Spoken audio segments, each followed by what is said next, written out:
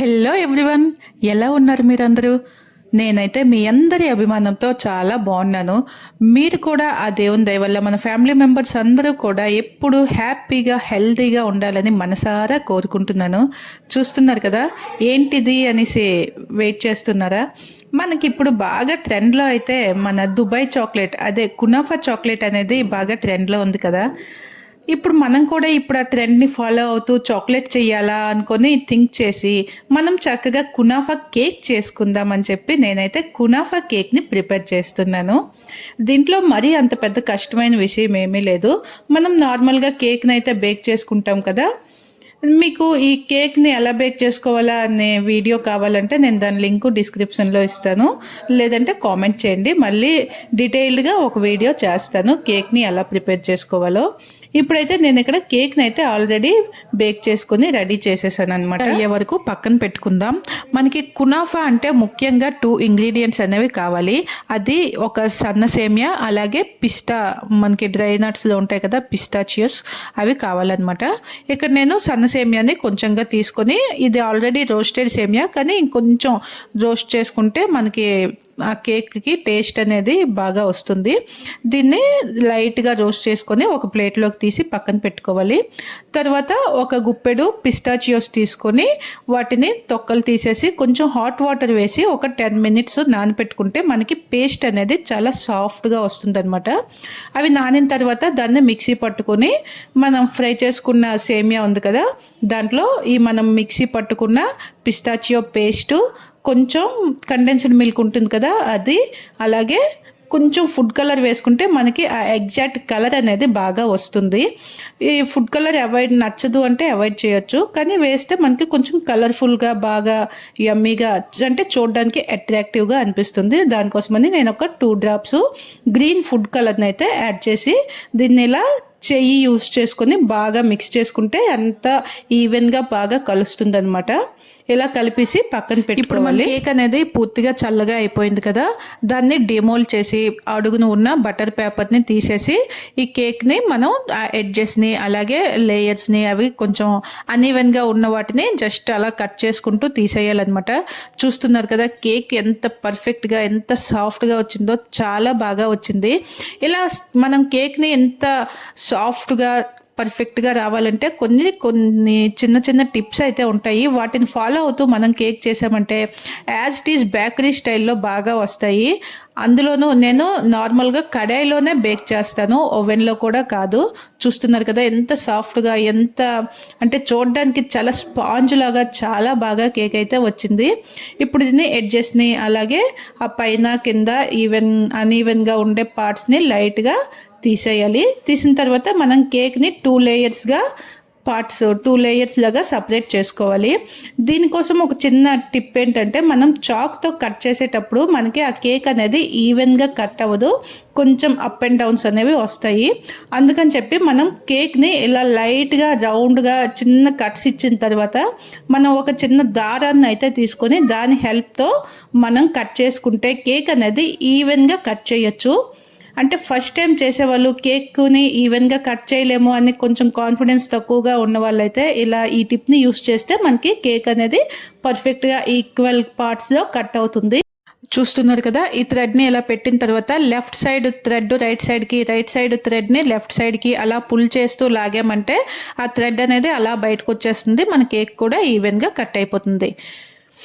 ఇంతకీ నేను ఇప్పుడు ఈ కేక్ని దేనికోసం ప్రిపేర్ చేస్తున్నాను అని మీకు ఎవరికైనా డౌట్ వచ్చినా రాకపోయినా నేను క్లియర్గా చెప్పాలి కదా వీడియోలో. ఈరోజు మా మరిదిది బర్త్డే అనమాట. చిన్న బాబు ఉంటాడు కదా ఎప్పుడు నా వెనకాలే, వాడేమొచ్చి మమ్మీ నువ్వు కేక్ చేస్తావా చేయవా, ఈరోజు డాడీ బర్త్డే అనేసి అయితే వాడు చెప్పాడు. ఆల్రెడీ బయట నుంచి కేక్ని అయితే తీసుకొచ్చేసాము, కానీ తెలుసు కదా ఇంట్లో చేసిన కేక్సే బాగా నచ్చుతున్నాయి అని చెప్పి నాకు నువ్వు చేసిన కేకే కావాలి అనేసి అయితే అన్నాడు. సరే వాడిని ఎందుకు డిసప్పాయింట్ చేయడం అని చెప్పేసి నేనైతే ఇలా కేక్ని ప్రిపేర్ చేస్తున్నాను. యాక్చువల్లీ నాకు ఈ ఐడియా కూడాను బాబు ద్వారానే వచ్చింది. ఎందుకంటే చాలా రోజులుగా వాడు మన యూట్యూబ్లో షార్ట్స్లో రీల్స్లో గట్రాను ఎక్కువగా ఈ దుబాయ్ చాక్లెట్ అనేది ట్రెండ్లో ఉంది, డైలీ చూస్తున్నాడు.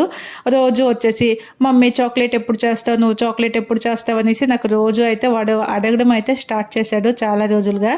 కానీ నేనైతే కొంచెం ఏదైనా కొత్తగా థింక్ చేసి చేద్దామని చెప్పి నేను చాక్లెట్ని అయితే ప్రిపేర్ చేయలేదు.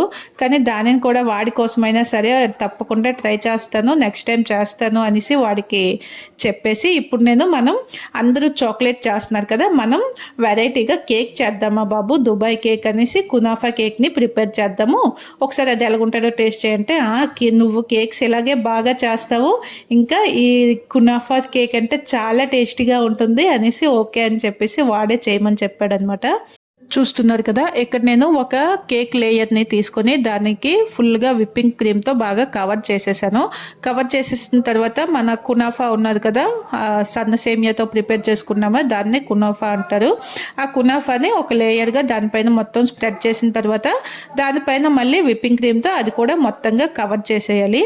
అది కవర్ చేసిన తర్వాత మనం మిగిలిన లేయర్ కేక్ ఉంది కదా, ఈ కేక్ని దానిపైన అడ్జస్ట్ చేసుకుని దీనిపైన కూడాను ఫుల్గా విప్పింగ్ క్రీమ్తో కవర్ చేసిన తర్వాత ఇంకా డిజైన్ విషయానికి వస్తే అది మన ఇష్టం అనమాట, ఎవరికి తోచిన విధంగా. నేనైతే జస్ట్ సింపుల్గా ఉంటుంది, ఇంకా ఇంట్లో అందరూ కూడాను చాలా క్రికెట్ లవర్స్ కదా, ఇలాగే ఐపీఎల్ సీజన్ అని చెప్పేసి నేను క్రికెట్ పిచ్లా ఉంటుందని చెప్పి నేను అలా అది చూడడానికి కూడా చక్కగా గ్రీన్ గ్రాస్ లాగా కనిపిస్తుంది అని చెప్పి ఈ వైట్ కేక్ విప్పింగ్ క్రీమ్తో స్ప్రెడ్ చేసిన తర్వాత దానిపైన దాన్ని అలా స్ప్రెడ్ చేశాను అనమాట. ఓకే, పెద్ద డిజైన్ ఏమీ చేయలేదా అంటే జస్ట్ ఇంట్లోనే కదా అని చెప్పేసి మరీ ఎక్కువ టైం స్పేర్ చేసి చేయలేదన్నమాట. కానీ ఇది కూడా చూడడానికి అలాగే తినడానికి టేస్టీగా చాలా బాగున్నది. చాలామంది కునాఫా చాక్లెట్ని వీడియోస్ చూశారు, అలాగే చాలామంది ట్రై కూడా చేశారు కదా. నన్ను నమ్మండి, ఓసారి ఈ కునాఫా కేక్ని ట్రై చేయండి, నిజంగా టేస్ట్ అయితే చాలా బాగుంది. ఈ మధ్య చాలా బేకరీస్ అయితే వచ్చాయి కదా, కానీ ఇలా ఇంట్లో చిన్నపిల్లలు ఉండేవాళ్ళు ఆ బేకరీస్ నుంచి కేక్ని తీసుకొచ్చే కంటే ఇంట్లోనే ఇలా సింపుల్గా తోచినట్టుగా చేసుకుంటూ ఇలా ఏదైనా కొంచెం కలర్ఫుల్గా కనిపించే విధంగా మన కేక్స్ ప్రిపేర్ చేసుకుంటే ఇంట్లో వాళ్ళకు కూడాను ఇంట్లో ప్రిపేర్ చేసిన కేక్స్ అని ఆ సాటిస్ఫాక్షన్ ఉంటుంది. అలాగే ఎటువంటి డౌట్స్ లేకుండా ఇంట్లో మన చేతులతో మనం ప్రిపేర్ చేసుకున్నది కనుక హ్యాపీగా తినొచ్చు అనమాట. ఇంకేమంటారు, నా కేక్ డిజైన్ మొత్తం చూశారు కదా, మీకు ఎలా అనిపించింది, నచ్చింది కదా బాగా. మీరు కూడా తప్పకుండా ట్రై చేయండి. అలాగే టేస్ట్ ఎలా ఉందో నాకు కామెంట్ చేయడం మర్చిపోవద్దు. అంతేనా? మరి మన ఛానల్ని కూడా సబ్స్క్రైబ్ చేసుకొని కళ్యాణీస్ ఫ్యామిలీ వ్లాగ్స్ యూట్యూబ్ ఛానల్లో మీరు కూడా ఒక ఫ్యామిలీ మెంబర్గా చేరిపోతారని ఆశిస్తున్నాను. ఇప్పుడు ఇది కేక్ని అయితే కంప్లీట్గా రెడీ చేసేసాను కదా, నేను దీనిపైన ఇలా ఒక చిన్న బాలు అలాగే బ్యాట్ కూడాను సెట్ చేద్దాం అనుకున్నాను. నాకు బ్యాట్ చేయడానికి కొంచెం ఆ చాక్లెట్ కరెక్ట్గా రాలేదనమాట. ఫైనల్గా అయితే కేక్ని ఇలా రెడీ చేసేసాము. దీనిని కట్ చేసే ముందు ఒక హాఫ్ అన్ అవర్ వరకు ఫ్రిడ్జ్లో పెట్టుకుంటే మనకి కేకు యాజ్ టీజ్గా ఎగ్జాక్ట్గా చాలా బాగుంటుంది ఆ క్రీమ్తో. ఇదండి ఇవాళ మన ట్రెండింగ్ రెసిపీ. మరి మీ అందరికీ నచ్చింది అనుకుంటున్నాను. తప్పకుండా ఒక లైక్ చేయండి.